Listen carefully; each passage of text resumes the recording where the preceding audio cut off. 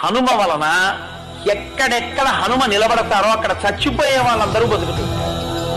అది ఆనాడు కాదు, ఆనాడు అన్నారు బ్రహ్మగారు, ఈయన ఎక్కడుంటాడో అక్కడ మంగళం, ఈయన ఎక్కడుంటాడో అక్కడ శుభం.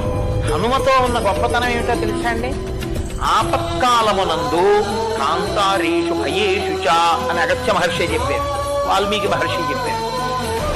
భయం వేసినప్పుడు చేతిలో చీపురు పుల్ల కూడా లేకపోతే వేలుతో హనుమ అని రాసి అక్కడ నిలబడి హనుమని నమ్మి స్తోత్రం చేసేరచ్చు. ఉన్నారు పెద్దలు, ఎంతో మంది ఉన్నారు ఆయన చేత రక్షణ పొందారు.